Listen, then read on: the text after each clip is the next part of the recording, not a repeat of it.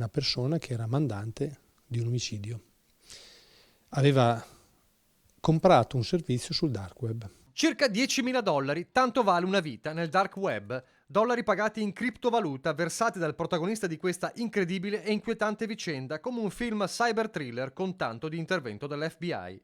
Ma un thriller fortunatamente a lieto fine perché il potenziale delitto è stato sventato.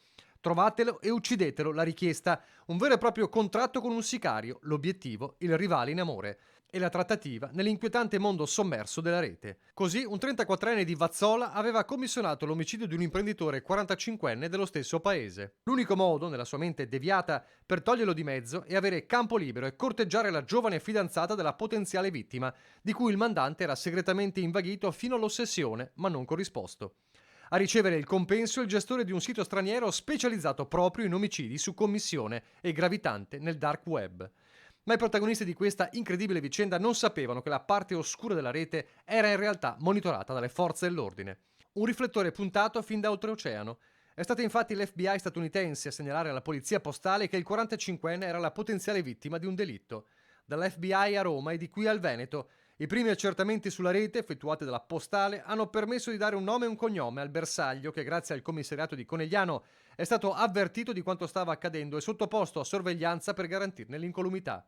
Poi l'altro fronte di indagine. Abbiamo, credo, sviluppato un know-how appunto per trovare il flusso del denaro che questa persona, il cosiddetto mandante, aveva inviato per pagare appunto questo, per comprare questo tipologia di servizio. Importanti tracce telematiche connesse ai pagamenti effettuati tra gli 8 e i $10.000 in criptovaluta. Così si è risaliti al mandante dell'omicidio su commissione, un 34enne. Immediata è scattata la perquisizione nell'abitazione dell'uomo, che al momento è l'unico indagato e non per tentato omicidio, ma per minacce aggravate. È tutto da verificare, infatti, quanto fosse avanti la trattativa per il delitto e soprattutto se il gestore del sito, al momento ancora non identificato, potesse realmente mettere in atto il sogno malato del 34enne o se potesse addirittura truffarlo. In ogni caso, un'indagine che dimostra come il dark web non sia inviolabile.